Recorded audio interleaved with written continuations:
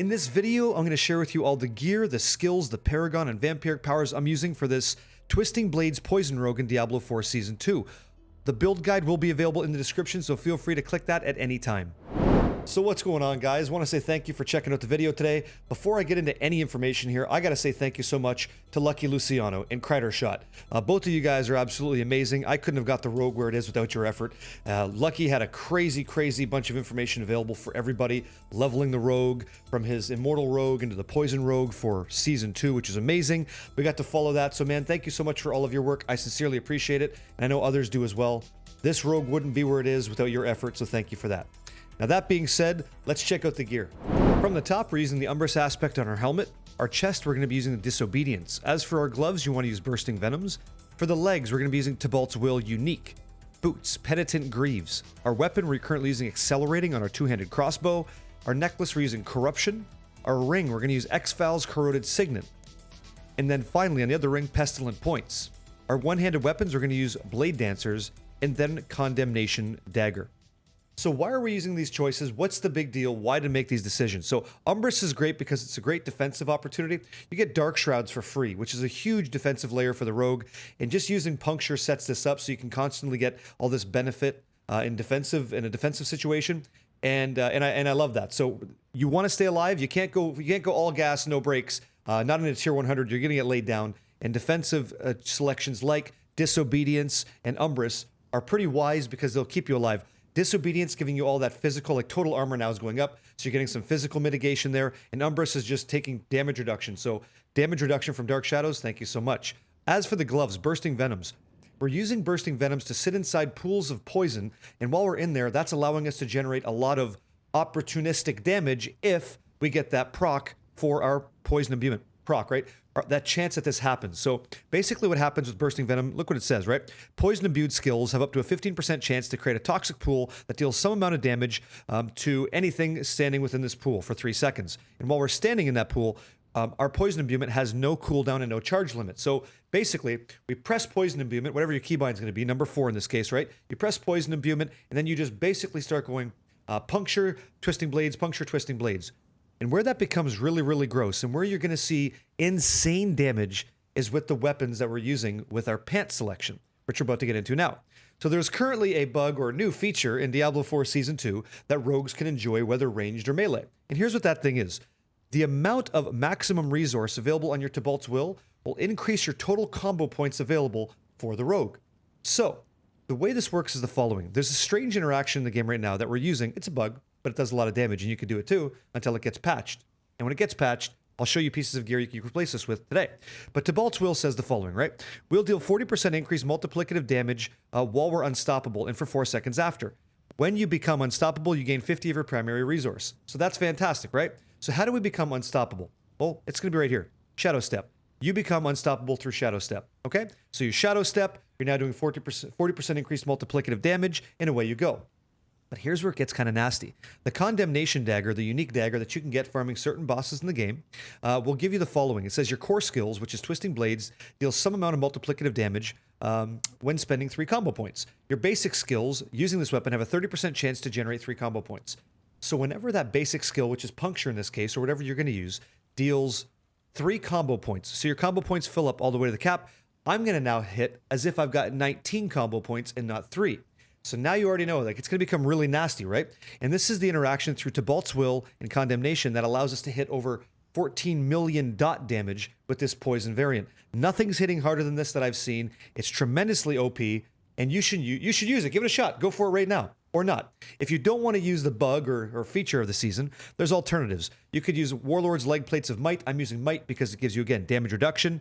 And then you could also use Ashara's, which is a pretty solid dagger instead of Condemnation. Gives you tremendous amounts of attack speed. It's available off Lord Zir. If you can kill him and get it, that's great. So if you don't want to use this big damage version, which would be Tybalt's Will and Condemnation, then you can go with Might and Ashara's. And in addition, if you don't want to use the Umbrous, if you don't want to go that defensive route, you could look at something like Godslayer's Crown. When you stun, freeze, or immobilize an elite enemy or damage a boss, damaging a boss is important, it pulls enemies in and you deal 60% multiplicative damage to them for 3 seconds. So basically when you stun, the whole setup would be like this, right? If you wanted to.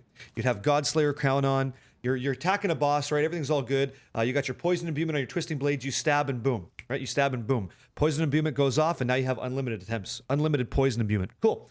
What you're gonna do next is you shadow step. Now you're doing tremendous damage, 60% multi, 40% multi, and away you go with 19 combo points, and that's how you produce insane damage on a boss. And like you're going to see in this video at the very end, if you stick around, I'll show you some of the boss footage of stuff just like dying. So all this gear brought together can do that for you. But I'm currently using this. I'm currently using this setup, which is why I suggest it for you. One thing about me is I'm not going to make a build unless I've tested it and I know that it works in the content that the game's got available, because I don't want to just say, oh, it's the best, without actually trying it and telling you this is the best that I've used. And this is the best that I've used so far. Now, as for the affixes, they're not ideal. I think you do want to go more lucky hit.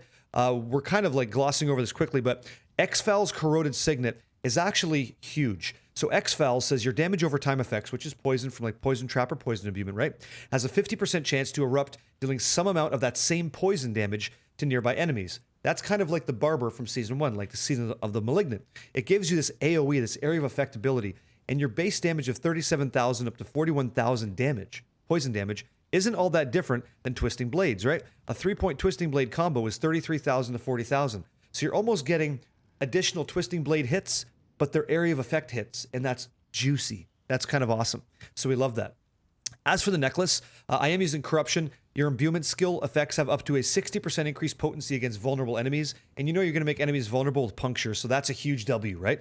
So look at this. We're also going for ranks of all imbuement skills. The higher that imbuement skill, the better we're going to be, and ranks to Deadly Venom passive. So we're trying to get poison damage up and then magnify it with this big setup of Tibalt's and Condemnation. So currently, with my setup, I've got a level 12 poison imbuement, and it's dealing 302% of the base damage as additional poison.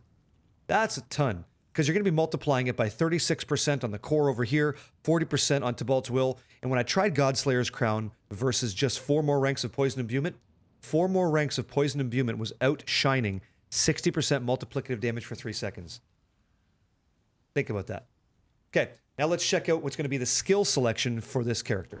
Starting off with our basic skills, you have 1 point into Puncture, 1 point Enhanced Puncture, 1 point into Fundamental Puncture. Moving into your core skills, it's maxing out Twisting Blades, putting 1 point into Enhanced Twisting Blades and 1 point Improved Twisting Blades. You then max out Sturdy. You don't need to put points into Siphoning Strikes anymore. Our Vampiric Power is going to take care of that, and I'll show you what that is. We then move into our Agility skills, where we put 1 point into Shadow Step, all the way up into Methodical Shadow Step to stun targets, which allows us to turn on the Tibalt's Will Condemnation combination for this build. You then put 1 point into Dash, 1 point into Concussive, 1 point into Trick Attacks. We then move down into our Subterfuge skill tree, where we put 1 point into Poison Trap, 1 point into Enhanced Poison Trap, and 1 point into Countering Poison Trap. We then max out Exploit, and we max out Malice. Moving down into our Imbuement skills, we max out Poison Imbuement, 1 point into Enhanced Poison Imbuement, 1 point into Mixed Poison Imbuement. We then max out Deadly Venom, we max out Debilitating Toxins. We also put in 3 points into Frigid Finesse if you're going to be using the Penitent Greaves, because Penitent Greaves will allow everything to be chilled, so we get to enjoy another multiplicative bonus there. Finally, moving into our ultimate skill tree, we get 3 points into Innervation, 3 points into Alchemist Fortune, and 3 points into Second Wind. We put 1 additional point into Adrenaline Rush and 3 points into Haste. Finally, meeting our key passives, where we now enjoy Close Quarters Combat, which basically says the following: whenever you hit an enemy with a Puncture and Twisting Blades at the same time, you get to enjoy an attack speed bonus that's active of 20% because you hit with both of those, and then you increase your damage equal to 40% of your damage versus crowd control bonus, which is currently 75%. So let's take a look at the Sanguine Circle, the Diablo 4 Season 2 mechanic that was introduced. All these Vampiric Powers, what are you going to do with it? Well, Lucky Luciano also recommends a certain set with his skills and paragons, so I gave it a shot, and it works pretty damn good, so I'm going to share that with you guys right now. Just know if you want to monkey about and test this for yourself, you certainly should, but you're capped at 20. You can only have 20 total packs on all of your gear. These little icons, that's the packs. That's what these are. In order to use the Vampiric Powers, you have to allot a certain amount of packs, whether it's packs of Ferocity, packs of Divinity, or packs of Eternity. You can only have 20, so be cognizant of that, okay? One of the coolest ones I thought was combining Ravenous with, I think it's Moonrise. Yeah, Ravenous and Moonrise right here. It gives you a tremendous amount of crazy attack speed, but you really don't need it. We're hitting so damn hard anyway. That being said, let's move into the Sanguine Circle and see what's up. So the Accursed Touch, it applies Vampiric Curse up to a 44% chance to inflict the Vampiric Curse on enemies, and if it is affecting something, it has a chance to spread, which is pretty cool, okay? Then it stores a bunch of souls, and those souls kind of fly out, right? And they hit for a crap ton of damage. We don't care so much about that. We care about putting the Vampiric Curse on targets. Then we have Prey on the Weak. You deal 16% increased multiplicative damage to vulnerable enemies, and enemies are vulnerable while affected by a Vampiric Curse from your other powers. So as long as they got that red skull of vampirism on their target, they're vulnerable, which is great, okay? In addition, we have Undying. This is the bread and butter for staying alive in the end game of like high tier dungeons, like tier 90 plus, or even tier 100s. If you're running that, this thing will leech life for you, which is why you don't have to take siphoning strikes on your skill tree. This one Undying Sanguine Circle choice keeps you alive. You leech 3% life or 6% life if you're below 50%. So if you're in the shit, if you're in the weeds, this thing keeps you topped up and fantastic. Like, insane. You are truly Undying with that skill. Gotta go with this on the rogue. It's a no-brainer. It's nasty. Take it. Then you have Flowing Veins. So you deal 60% increased damage over time to enemies that are moving or affected by Vampiric Curse. And the way we attach Vampiric Curse again is through the Accursed Touch. It's why you gotta have something that does it. There's many ways to do it. You could use Accursed Touch. You could also use Metamorphosis. When you kind of like evade through things, you become bats. You make them feel the effects of the Vampiric Curse. So you can go that way, but Lucky's going Accursed Touch. And to be honest, it's working pretty great for me too, so I'd recommend you go that way. And then finally, Ravenous. Up to a 20% chance to increase your attack speed by 40% of your total movement for 6 seconds. So I'm increasing my attack speed by 40% of my total movement speed, which is currently 55%. We'll take that. We'll take that. Now we're a whirling dervish of horse piss and vinegar and all kinds of blades flying with poison-tipped action, and they don't stand a shot.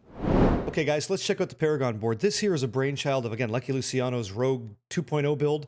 I'm inspired by that. It's doing great work. I've got a couple alterations that I enjoy, and it's okay. You can go either way. Either one works, and let's dig into the board and see what's up. It's important to note, though, the pathing that we use is important because rare nodes in a Paragon board, like as we get going, I'll show you more about it, but like as rare nodes move up in the Paragon board, as they become available on other boards, they incur this penalty of requiring more of a stat to actually engage the secondary benefit. An example here, right? Calculated. So we deal 30% damage to crowd-controlled enemies, but we get this bonus thing if we could hit 260 intelligence, right? Another 15% damage to crowd-controlled enemies if the requirement is met. That's what I'm speaking to. So have a look. On our first board, we only need 260. But as we keep going, right? Board 1, board 2, now we need to get 360. Then we move on. Then we have to get 440. Then we move on even more, pardon me. Then we need to get 530. Then ultimately, like, it keeps going up, right? 880 into, like, 710. So it's kind of crazy. So make sure you're following the right direction for this board, and I'll go ahead and show you what that is right now. So let's dig into this Paragon board for this crazy build right now.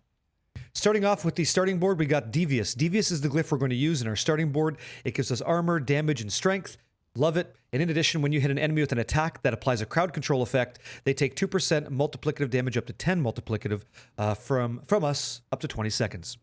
Go for Devious. One thing to mention, any additional points in Devious, any additional dexterity points does not actually increase these values, so don't overspend on Devious. And the same is actually going to be true for efficacy and versatility that I've noticed so far, okay?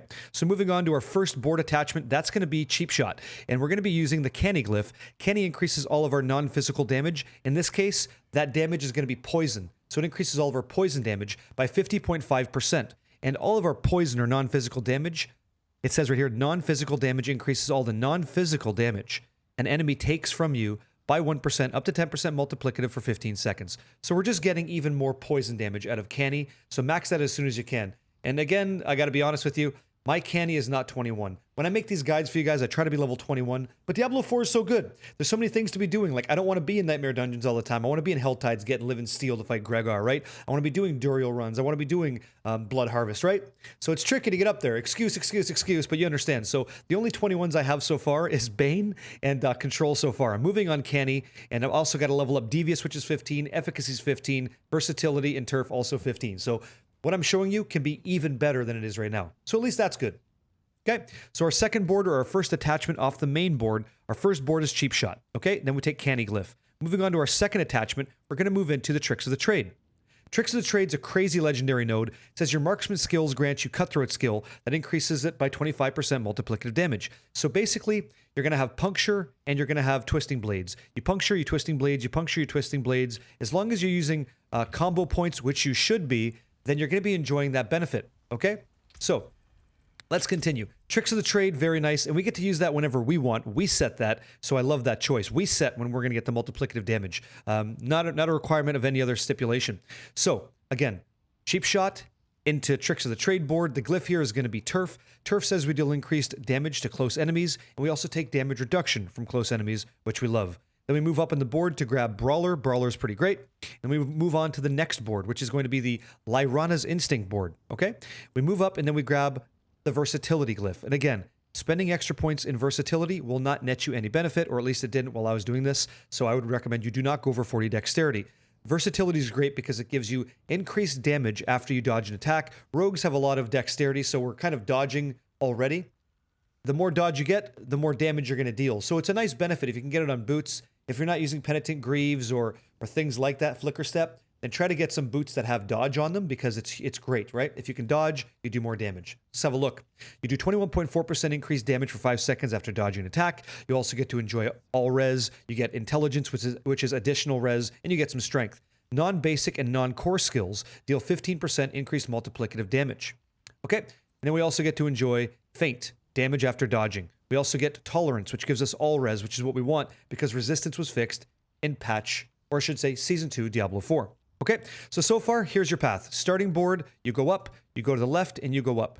From there, you go back to the center, which is going to be your cheap shot board, the center board with Candy Glyph, and you move over into the No Witnesses board, and you're going to attach the Efficacy Glyph. Efficacy also didn't increase as I put points into it, so I'd recommend you don't do that. Okay, so you get Efficacy, which gives you increased maximum life, increased damage, increased dex, increased intelligence. Fantastic. You also get to choose the training node, the rare node. It gives you increased life, increased dex, and you also get knowledge, which gives you more damage and more int. So damage, resistance, damage, and life. Awesome.